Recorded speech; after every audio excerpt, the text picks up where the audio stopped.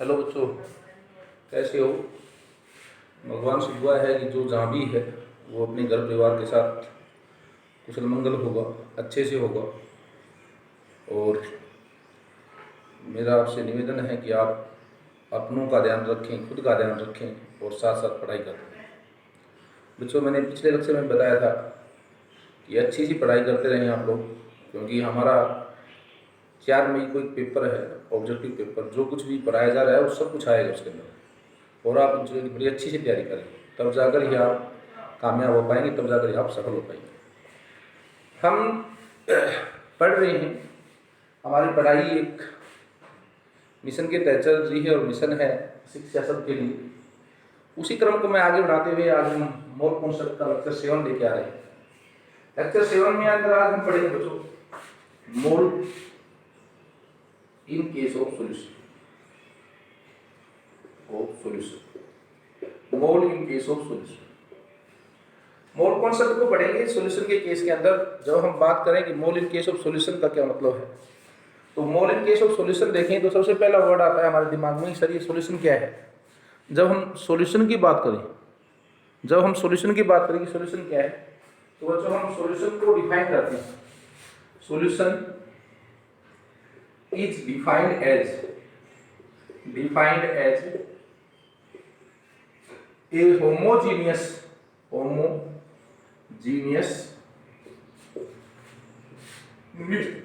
mixture of two or more than two non-reacting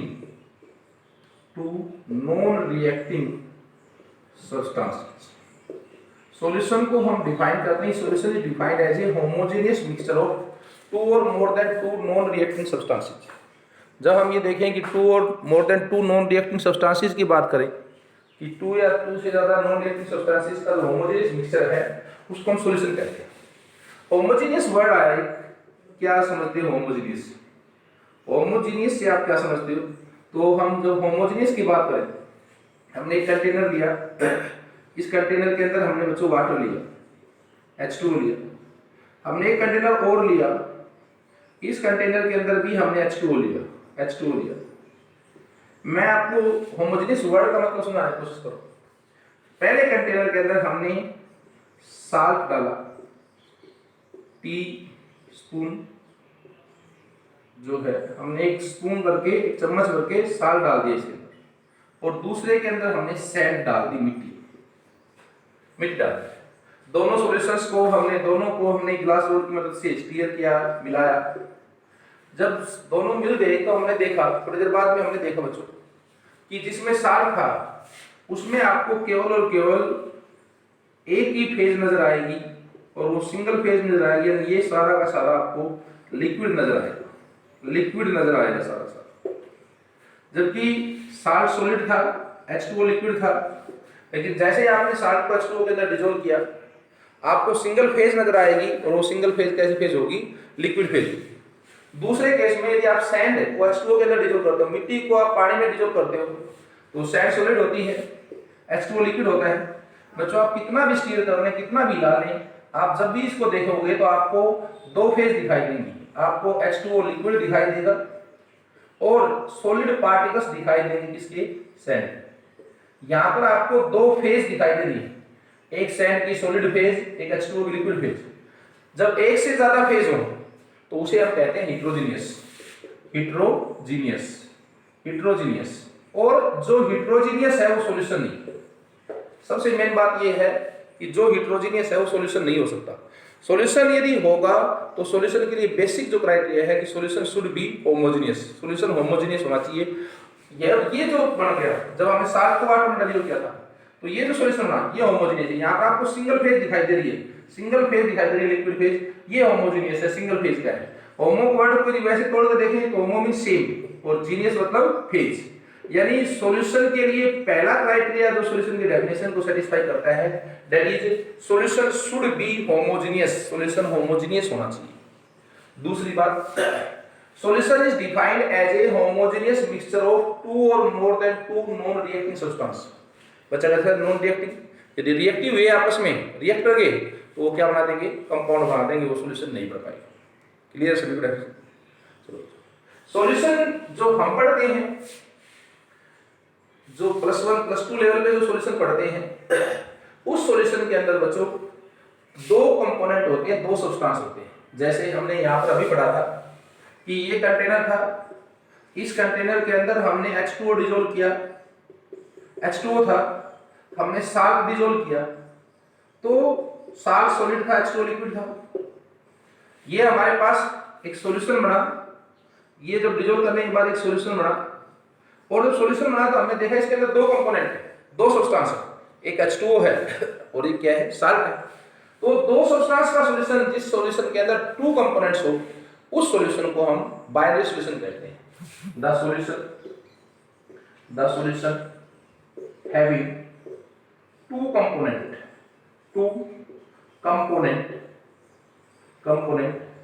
is known as binary solution. ऐसा solution जिसमें दो component हो, उस सॉल्यूशन को हम बाइनरी सॉल्यूशन कहते हैं, binary solution.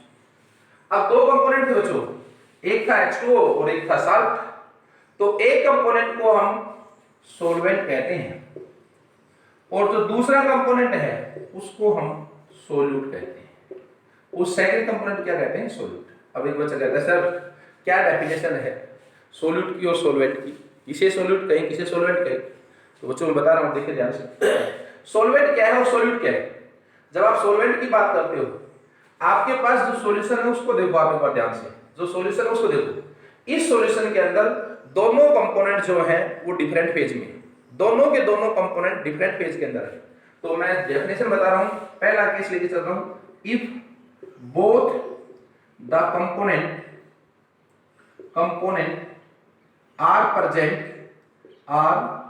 present in different phase, if both the component are present in different phase, यदि दोनों कंपोनेंट डिफरेंट फेज के अंदर हो, डिफरेंट फेज से क्या समझते हो?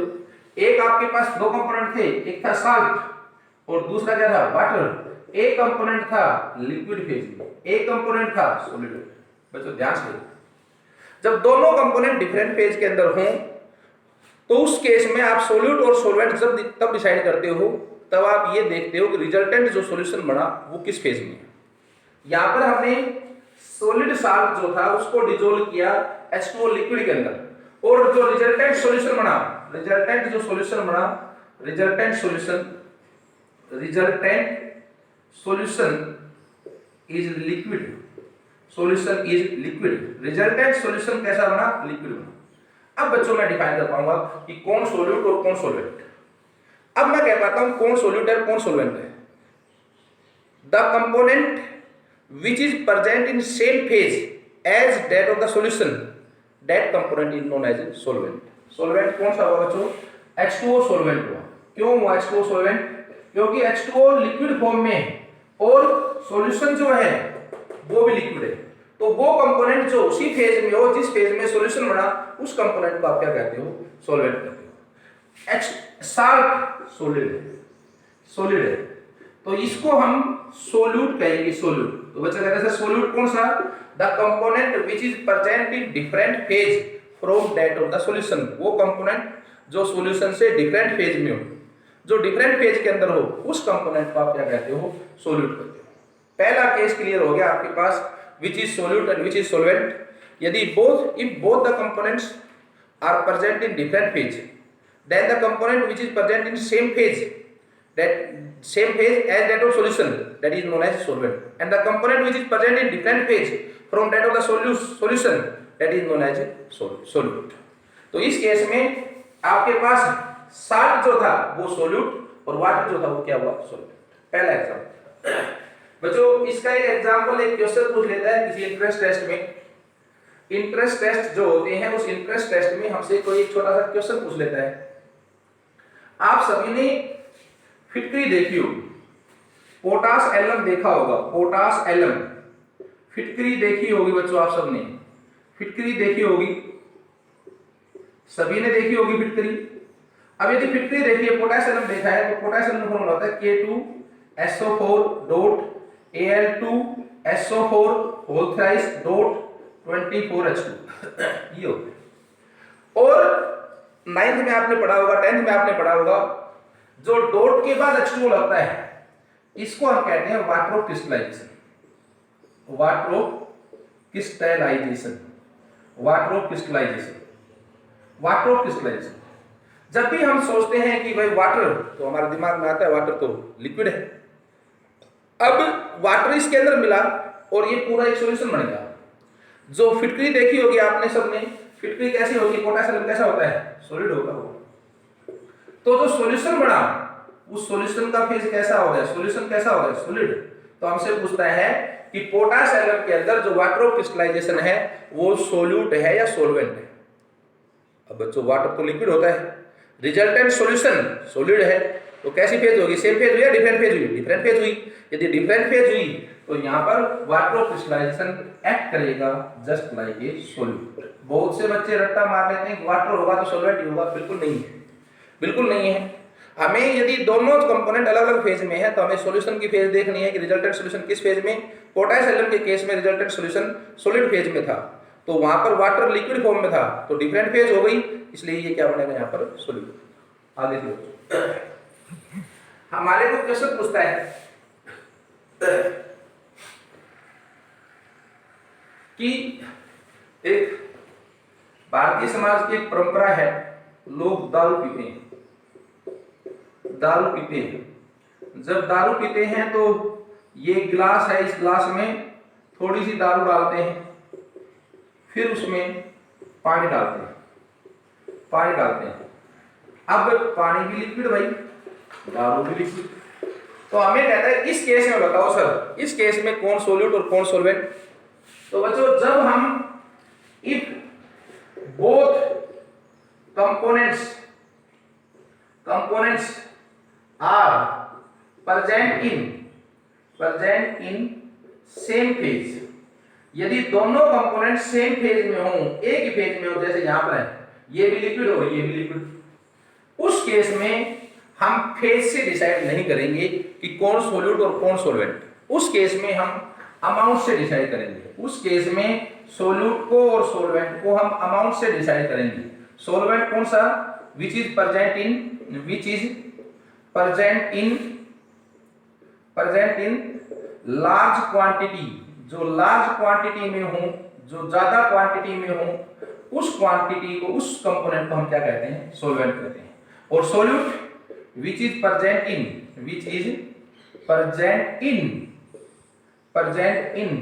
small quantity, जो स्मॉल क्वांटिटी में हो, कम अमाउंट में हो, उस कंपोनेंट को हम क्या कहते हैं, सॉल्वेंट कहते हैं। सॉल्वेंट कौन सा हो गया भाई, सॉल्वेंट जो लार्ज क्वांटिटी में है। सॉल्यूट कौन सा हो गया भाई, जो कम क्वांटिटी में। बच्चा कहता है सर इसमें बताना दारू या पानी, तो भाई ये डिपेंड करता है पीने वाले के ऊपर। जो ज्यादा दारू डाले उसमें दारू सॉल्वेंट हो जाएगा, जो कम दारू डाले उसमें दारू सॉल्यूट हो जाएगा। क्लियर है? चलो बच्चों आगे चले। अब हम आज पढ़ रहे हैं कि mole concept in case of solution. सबसे पहले बात आती है, बच्चा कहता है सर क्या मतलब क्या है। आपके घरों में बच्चों, सभी घरों में कोई ना कोई पैक्ड मेडिसिन आई होगी, कभी ना कभी बोतल आई होंगी जिसके अंदर मेडिसिन आई होंगी, मेडिसिन आई होंगी। हो सकता है वो आप लोगों की दवाइयां हो, घर में किसी मेंबर की दवाई हो, या हो सकता है जो लोग एग्रीकल्चर से जुड़े हुए हों उनके घर में कोई फसलों की दवाइयां, और वो भी नहीं तो सभी के घरों में फिनाइल होता है, फिनाइल होता है। उस केस में आप देखना एक बार जरूर, इसके ऊपर एक रैपर लगा है, इसके ऊपर एक रैपर लगा होगा, और उस रैपर के ऊपर जरूर कंसंट्रेशन मार्क होगी, लाइक 0.2, 0.3, 0.5 और एटसेट्रा। इस तरह कोई ना कोई कंसंट्रेशन मार्क होगी जरूर। अब ये कंसंट्रेशन मार्क, इसका मतलब क्या है। एक डॉक्टर के पास एक बच्चा जाता है, वो कहता है सर मैं बीमार हूं। डॉक्टर उसको छोटी शीशी देता है पीने के लिए, छोटी सी शीशी देता है। उसको बुखार था, डॉक्टर ने उसको एक लिक्विड डोज दी, छोटी शीशी। एक आदमी गया, उसने कहा मेरे पास बुखार है, डॉक्टर उसको टेबलेट देता है, गोली देता है। एक आदमी और गया, उसने कहा मेरे को सीवियर बुखार है, डॉक्टर उसको इंजेक्शन देता है, इंजेक्शन देता है। ये सब चीजें वो किस बेस के ऊपर डिसाइड करता है कि सबको बात तो एक ही थी, सभी को बुखार था, लेकिन जब बच्चा था छोटा उसको लिक्विड डोज दी, जब थोड़ा सा बड़ा आदमी था उसको टेबलेट दिए, कोई और सीरियस पेशेंट था उसको इंजेक्शन दिए। ये सब चीजें बच्चों डिसाइड होती हैं कि जो डोज दी गई, जो दवाई दी गई, उस डोज के अंदर कंसंट्रेशन क्या है, क्या कंसंट्रेशन है। डॉक्टर उस कंसंट्रेशन को देख डिसाइड करता है कि बच्चा है तो कम कंसंट्रेशन देनी है, थोड़ा सा जवान है तो थोड़ी ज्यादा कंसंट्रेशन देनी है, और सीरियस है तो उसको हाई कंसंट्रेशन देनी है। हो सकता है इसमें इसमें इसमें और इसमें सब के अंदर एक ही दवाई हो कि पैरासीटामोल हो, सब के अंदर पैरासीटामोल हो क्योंकि बुखार की एक ही दवाई होती है, पैरासीटामोल हो, और वो पैरासीटामोल सभी को दी गई लेकिन डोज के हिसाब से अलग। तो डॉक्टरों को ये कैसे पता चलता है, पढ़े लिखे आदमी को ये बात कैसे पता चलती है कि किसके अंदर क्या मेडिसिन है, वो सब बताने के लिए, वो सब सिखाने के लिए हमें जरूरत पड़ती है मोल कॉन्सेप्ट की इन केस ऑफ सॉल्यूशन। सॉल्यूशन के केस में हमें जरूरत पड़ती है मोल कॉन्सेप्ट। हम शुरू कर रहे हैं बच्चों method of expressing, method of expressing concentration of solution. Method of expressing concentration of solution, किसी सॉल्यूशन की कंसंट्रेशन को एक्सप्रेस करने के मेथड बढ़ रहे हैं, यानी हम ये देखना चाह रहे हैं किसी सॉल्यूशन के अंदर कितना सॉल्यूट है और कितना सॉल्वेंट है। यदि ये बात हम देखना चाह रहे हैं कि इस सॉल्यूशन के अंदर कितना सॉल्यूट कितना सॉल्वेंट, तो बच्चों हम इसके अंदर देखें किसी सॉल्यूशन में कितना सॉल्यूट है कितना सॉल्वेंट है, इसके लिए हम पढ़ना चाहते हैं method of expressing concentration of solution. बहुत इंपॉर्टेंट है बच्चों, दोनों क्लासों के लिए बहुत इंपॉर्टेंट है, +2 के लिए भी +1 के लिए भी। Method of expressing concentration solution देखें तो फर्स्ट मेथड हमारे पास आता है percentage. Percentage first method is percentage. जब भी कहीं परसेंटेज की बात होती है तो एक सीधा सा कॉन्सेप्ट दिमाग में आता है कि आउट ऑफ 100 है, 100 में से। परसेंटेज की जब भी बात होगी तो हम एक सीधी सी बात कहेंगे कि आउट ऑफ 100 है, 100 के अंदर से। अब आउट ऑफ 100 यदि है तो परसेंटेज के लिए, परसेंटेज किसी सॉल्यूशन की कंसंट्रेशन को परसेंटेज में एक्सप्रेस करने के लिए, परसेंटेज को एक्सप्रेस करने के लिए टोटल 3 तरह के मेथड होते हैं। 3 मेथड होते हैं। पहला मेथड होता है बाय मास, दूसरा मेथड होता है मास by volume, mass by volume, और थर्ड जो मेथड है that is by volume, by volume. First method is by mass, second method is mass by volume and third method is by volume. By mass की बात करें तो हम एक एक को पढ़ेंगे, बहुत ध्यान से आप लोग देखें सारे। बाय मास की बात करें, परसेंटेज बाय मास क्या मतलब है, जो परसेंटेज बाय मास, हम इस बात को देखेंगे, ध्यान से देखें। ये टर्म्स जिसको आती हैं उसको सॉल्यूशन का बहुत कुछ आता है, उसको मोल कंसंट्रेट मोल का बहुत कुछ आता है। हम फर्स्ट मेथड शुरू कर रहे हैं percentage by mass. Percentage by मास, हम बच्चों परसेंटेज बाय मास की बात करें तो हम इसको W/W मेथड भी कहते हैं, W/W भी कहते हैं। ये जो स्मॉल w है, ये स्मॉल w जो है ये बताता है mass of solute in grams, mass of solute in grams. Capital W जो है ये बताता है mass of solution in grams, in grams, mass of solution in grams. अब देखो ध्यान से देखो, पहला मेथड हम पढ़ना चाहते हैं परसेंटेज बाय मास। जब हम परसेंटेज बाय मास पढ़ना चाहते हैं तो परसेंटेज बाय मास की बात करते हैं, परसेंटेज बाय मास की यदि हम बात करते हैं परसेंटेज बाय मास, तो mass of solute in gram upon mass of solution in gram. हमारे पास एक क्वेश्चन आता है, मैं एक क्वेश्चन कर रहा हूं, हमें कोई कहता है 10% W/W और by mass solution, by mass solution. बच्चों ध्यान से देखो, बहुत ध्यान से देखें आप इस बात को। सॉल्यूशन करें, सबसे पहले क्या लिखा है 10, सबसे पहले क्या लिखा है भाई इधर 10, सबसे पहले इधर क्या लिखा 10। इट मीन्स 10, इधर क्या लिखा है स्मॉल w, इधर तो 10% में तो 10 था और इधर क्या था small w। It means 10 gram of solute, क्योंकि स्मॉल w किसको बताता है mass of solute in gram. It means 10 gram of solute is present in यहाँ पर पहले 10 था, उसके बाद क्या है परसेंटेज, और percentage means out of 100 10 gram of solute is present in, percentage means 100, और इधर बाद में क्या है capital W, capital W 100 gram of, और कैपिटल W किसको बताता है सॉल्यूशन को, 100 ग्राम ऑफ सॉल्यूशन। क्लियर हो गया सभी को? यानी कि 10% W by W और by mass solution means 10 gram of solute is present in 100 gram of solution. और करते हैं, कोई हमें यूं कहे सर मेरे पास 25% W by W सॉल्यूशन है, W by W सॉल्यूशन है, इसका मतलब बताओ बच्चों? वही बात है, वही बात है। सबसे पहले क्या है 25, तो मींस 25 इधर क्या है समान W, समान W किसको बताता है सोल्यूट को। 25 ग्राम of solute is present in percent है 100 ग्राम ऑफ सॉल्यूशन। क्लियर सभी को? 25 ग्राम of solute is present in 100 gram of solution. सभी क्लियर होगा? यदि ये सबको क्लियर है, ये सभी क्लियर होगा बच्चों? यदि ये सबको क्लियर है तो इसके आगे देखें हम, means 25 gram of solute is present in 100 gram of solution. इसी को मैं थोड़ा सा और करूं, हम पढ़ रहे हैं percentage by mass. Percentage by मास की मतलब करें तो ये क्या है W by W, W by W method है। अब यदि W by W मेथड को देखें तो percentage by mass that is equal to W, percentage by mass यानी कि small W upon capital W that is equal, small W किसको बताता है mass of solute, mass of solute. Capital W किसको बताता है mass of solution, mass of solution. और क्या है भाई परसेंटेज, तो इनटू बोलो mass of solute upon mass of solution into 100। बोलो भाई सही है? यानी कि यदि आपको परसेंटेज बाय मास का फॉर्मूला निकालना है तो आप कह सकते हो मास of solute upon mass of solution, mass of solute upon mass of solution. अब क्वेश्चन कैसे आता है? क्वेश्चन आया 20 gram of a solute is dissolved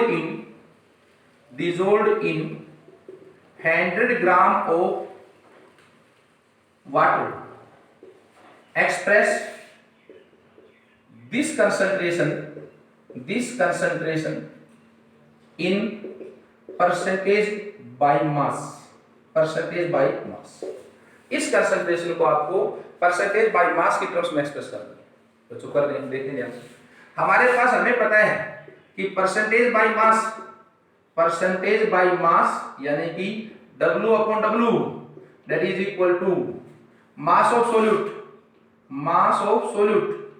upon mass of solution into 100। ओए बोलो इनटू 100। अब 20 gram of solute, 20 gram solute कितना है 20 ग्राम, तो 20 into 100 upon mass of solution. बच्चों सॉल्यूशन में तो दोनों आते हैं, सोल्यूट भी आता है प्लस सोलवेंट भी आता है। तो सोल्यूट कितना भाई 20, सोलवेंट कितना भाई water solvent 100, 20 into 100, 20 plus 100 that is equal to 2000 upon 120। Clear सीखो 2000 अपॉन 120 00 100 6 50 3 17.66। बोलो 17.66%। कोई दिक्कत किसी को? आगे चलें बच्चों, हम आगे चले यदि और क्वेश्चन करें, एक क्वेश्चन और करें हम, हमारे पास एक और क्वेश्चन आता है इसके ऊपर based, percentage by mass W upon W, capital W और small W upon capital W। Question है 10 gram of a solute is dissolved in 100 gram of in a solvent to form 100 gram of solution, अब बच्चों देखो 10 gram of solute is dissolved in a solvent to form 100 gram solution express it into percentage W upon W यानी percentage by mass करेंगे बच्चों। यदि करें हम इसको तो हमारे पास आता है percentage by mass that is equal to mass of solute, बोलो mass of solute upon mass of solution into 100, बोलो भाई into 100। 10 gram of solute, mass of solute is 10 into 100 upon mass of solution 10 gram of solute is dissolved in solvent to form 100 gram mass of solution given है upon 100 से 100 that is 10%। Clear है? लो बच्चों ये हमारे पास first method था जिसके द्वारा हम कंसंट्रेशन को एक्सप्रेस करते थे इन परसेंटेज बाय मास। आगे चले बच्चों। यदि हम इससे थोड़ा सा और आगे चलें, सेकंड मेथड हमारे पास आता है। यदि हम सेकंड मेथड की बात करेंगे, भाई सेकंड मेथड क्या है कंसंट्रेशन को एक्सप्रेस करने का, सेकंड मेथड की बात करेंगे, सेकंड मेथड क्या है, तो सेकंड मेथड हमारे पास है बच्चों, सेकंड मेथड हमारे पास है, second method is percentage mass by volume, percentage mass by volume. इसको हम W small w upon capital V से लिखते हैं। स्मॉल w बच्चों बताता है क्या, मास of solute, mass of solute in gram. Capital V क्या बताता है, mass of solution, mass of solution in M, mass of solution in M, mass of solution, ध्यान रहे सॉल्यूशन नॉट सॉल्वेंट। हमें करना क्या है, क्वेश्चन वैसे से बात कर, किसी ने कहा sir 15% solution W by V, W by V, इसको एक्सपेंड कर रहे हैं बच्चों। सबसे पहले हमने कहा भाई कि 15%, सबसे पहले क्या है 15 मींस 15, इधर सबसे पहले क्या है 15 और इधर क्या है W, W stands for mass of solute. 15 gram of solute is present in, उसके बाद क्या है परसेंट 100, लेकिन यहाँ क्या है V stand for volume of solution 100 ml of solution. कोई क्लियर है सभी को? 15 ग्राम of solute is present in 100 ml of solution. सभी क्लियर हो? दूसरा करें क्वेश्चन नंबर सेकंड करें। यदि हमें कहा जाता है 10 gram of a solute, 10 gram of a solute is dissolved in a solvent to form 200 ml of solution, express it into percentage W upon V। इस question express it into percentage W upon V करें। 10 gram of solute, हमारे पास formula है भाई percentage W upon V यानी कि मास by volume, mass by volume का formula है percentage W upon V, mass by volume का फॉर्मूला है। यदि मास बाय वॉल्यूम का फॉर्मूला देखें तो percentage W means mass of solute, V means volume of solution, percentage है बच्चों इनटू 100 और वॉल्यूम ऑफ सॉल्यूशन ध्यान रहे ml में हो, ml कितना भाई क्वेश्चन पढ़ा हमने 10 ग्राम ऑफ सोल्यूट, तो मास ऑफ सोल्यूट कितना आ गया 10 इनटू परसेंटेज के लिए 100 upon volume of solution. 10 gram of solute is dissolved in a solvent to form 200 ml of solution, volume of solution is 200, 0.00025 5% W upon V solution, 5% W upon V solution। Clear से 5% W upon V solution। बच्चों third type आती है percentage की। यदि हम third type की बात करें, परसेंटेज को एक्सप्रेस करने का थर्ड मेथड की हम बात करें, तो थर्ड मेथड हमारे पास आता है परसेंटेज को एक्सप्रेस करने का third method that is percentage by volume, percentage by volume V upon V, small v upon capital V। Small v upon capital V की यदि बात करें कि भाई small v upon capital V से आप क्या समझते हो, तो small v upon capital V देखें तो percentage by volume small v upon capital V. Small v stands for volume of solute in ml. Capital V stand for volume of solution in ml. बोलो volume of solution in ml. Small v stand for volume of solute in ml and capital V stand for volume of solution in ml. करें बच्चों, करें. Question का हमें 30% V upon V solution, 30% V upon V solution expand. वही बात है बच्चों, means 30 V for ml of solute is present in percentage है 100 ml. यहाँ क्या है V, capital V ml of solution. 30 ml of solute is present in 100 ml of solution. यहाँ पर यदि हमसे कोई वॉल्यूम ऑफ सोल्यूट पूछे, मैं सोल्यूट को 20 लिख लेता हूँ, वॉल्यूम ऑफ सोल्यूट पूछे यदि वॉल्यूम ऑफ सोल्यूट, तो वॉल्यूम ऑफ सोल्यूट आपके पास कितना हो गया बच्चों 30 ml. वॉल्यूम ऑफ सॉल्यूशन कितना हो गया भाई, वॉल्यूम ऑफ सॉल्यूशन, तो वॉल्यूम ऑफ सॉल्यूशन आपके पास हो गया बच्चों 100 ml. और कोई यदि पूछे कि वॉल्यूम ऑफ सॉल्वेंट बताओ, तो सॉल्वेंट सॉल्यूशन में से क्या कर दो, सोल्यूट हटा दो, तो दैट इज इक्वल टू 70. बोलो भाई, क्लियर सी. और क्वेश्चन करें बच्चों. हमें कहा गया कि सर कि 10 ml of a solute is dissolved in 40 ml of solvent. Express it into percentage V upon V, percentage by volume, percentage by solve करेंगे. परसेंटेज बाय वॉल्यूम के अंदर इसको एक्सप्रेस, परसेंटेज बाय वॉल्यूम हम जानते हैं, percentage by volume यानी कि small v upon capital V. अब बच्चों ये small v upon capital V यदि है तो small v stand for volume of solute, capital V stand for volume of solution, और बोलो इनटू परसेंटेज है 100. क्या होगा बच्चों 10 ml. Volume of solute is 10 ml of solute is dissolve in 40 ml of solvent. ध्यान से देखिए, इस बार सॉल्वेंट है तो हमें क्या चाहिए, सॉल्यूशन चाहिए.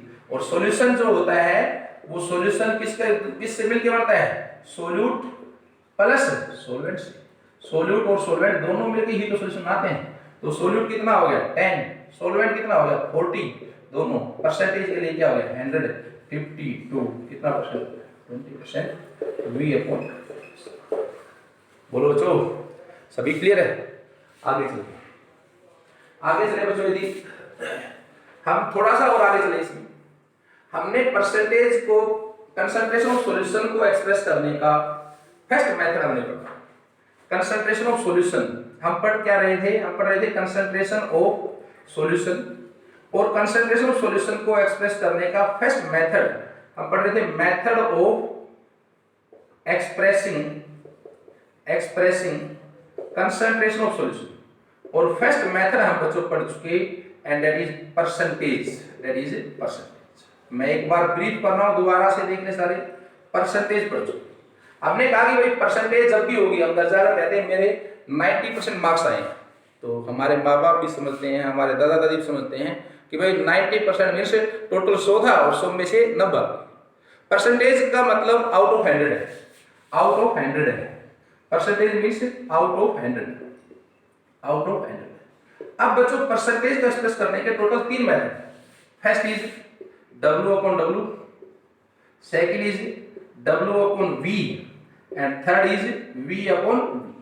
क्लियर. इसको क्या कहते हैं, इसको कहते हैं बाई मास. इसको क्या कहते हैं, मास बाई वॉल्यूम. और बाई इसको क्या कहते हैं, बाई वॉल्यूम. बोलो बाई, ये by volume, mass by volume by mass. Small w जो है, स्मॉल w जो इन सब में बच्चों फर्स्ट लिखा गया, सबसे पहले लिखा गया है, बताया था मैंने, वो सोल्यूट को बताता है। और जो बाद में लिखा गया है वो किसको बताता है? सॉल्यूशन को बताता है। वो बताता है किसको? सॉल्यूशन को। ध्यान रहे, solution not solvent, solution. Small w का मतलब मैं बता चुका, मास ऑफ सोल्यूट। कैपिटल W का मतलब मास of solution. Small v volume of solution solute in ml, capital V volume of solution in ml। अब बच्चों एक और बात है, उसके बाद इस लेक्चर को फिनिश करेंगे हम। यदि इसमें देखें कि हमारे पास टोटल मेथड है 3, हमारे पास ये पूछा जाता है which of the following, which of the following get change with change in temperature, change in temperature। 3 concentration के एक्सप्रेस कर रखी थी, एक कंसंट्रेशन एक्सप्रेस रखी थी बाय मास, एक कंसंट्रेशन मास बाय वॉल्यूम और एक थी by volume, percentage by mass, percentage mass by volume, percentage by volume.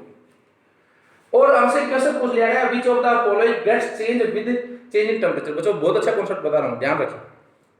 मैं 2 चीजें आपसे कहता हूं।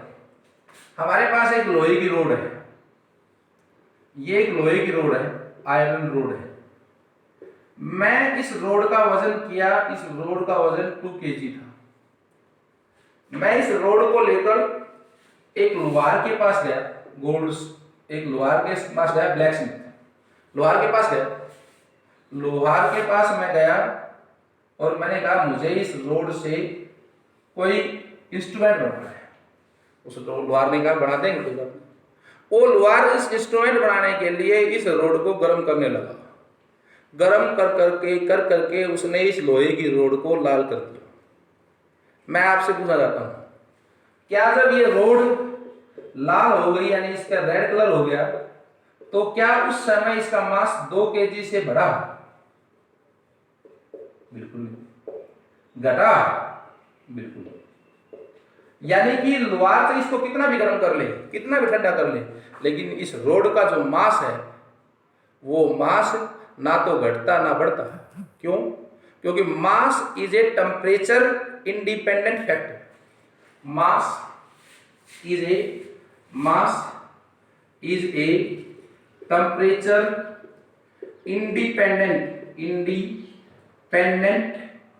क्वांटिटी, पैरामीटर, क्वांटिटी कह लो, पैरामीटर, क्वांटिटी कह देते, क्वांटिटी। यानी मास के ऊपर टेम्परेचर का कोई फर्क नहीं है, मास जो है वो कांस्टेंट है, मास टेम्परेचर के ऊपर डिपेंड नहीं करता। दूसरी बात, वॉल्यूम की बात।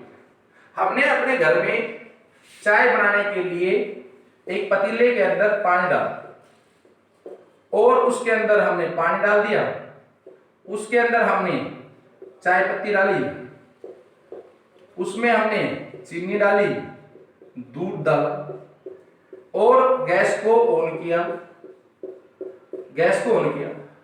और वो पतीला आधा भरा हुआ था। हम उस गैस को ऑन करके कुछ देर के लिए उसको भूल गए।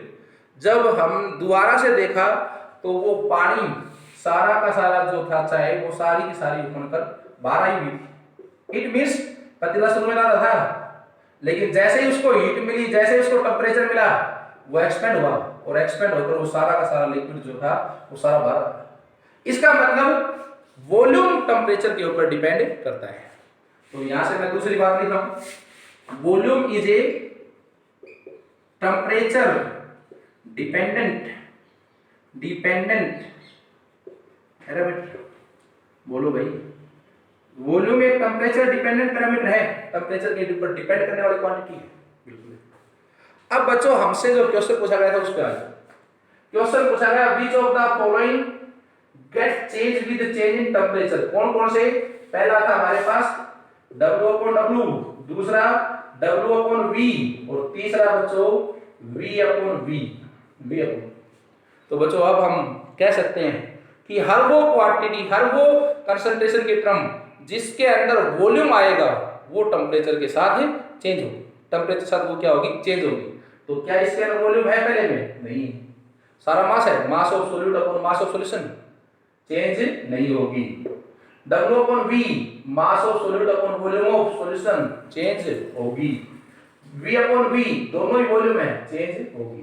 तो कौन कौन सी ऐसी क्वांटिटी आ गई जो चेंज होंगी?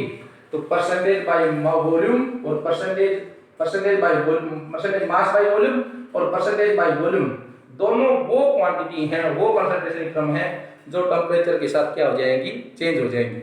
जैसे ही टेम्परेचर चेंज होगा ये दोनों क्वांटिटी भी क्या हो जाएंगी? चेंज हो जाएंगी। टेम्परेचर चेंज हुआ तो ये दोनों की दोनों क्वांटिटी चेंज होगी। अब बच्चों आज हमने फर्स्ट मेथड पढ़ा है। मैं इसके 5-7 क्वेश्चन भी आपके पास भेजूंगा। बहुत से बच्चे बहुत अच्छा काम कर रहे हैं, जो बहुत अच्छे से बच्चे बहुत अच्छा काम कर रहे हैं। लगातार जैसे ही लेक्चर जाता है नोट्स भेज देते हैं, असाइनमेंट जाते हैं, क्वेश्चन सोल्व करते हैं, लेकिन अभी भी सारी क्लास नहीं कर रही।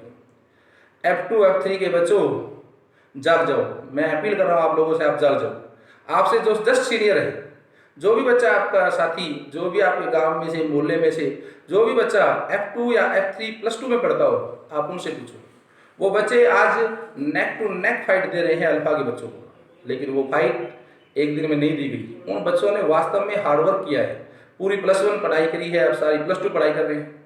बच्चों आप भी वैसे ही बन सकते हो, लेकिन हार्ड वर्क करना पड़ेगा, रेगुलर काम करना पड़ेगा। हर बच्चा पढ़ाई करे, अच्छा सा काम करे। कोई डाउट बच जाए सीधा मेरे पास फ़ोन करें, व्हाट्सअप करें, आप अपने डाउट्स पूछें, निश्चित रूप से जवाब दिया जाएगा। ये बच्चों 7th लेक्चर था, इसको पढ़ें, इसके नोट्स बनाएं, नोट्स मेरे पास भेजें। उसके बाद कल अगला लेक्चर डालेंगे। तब तक के लिए बाय।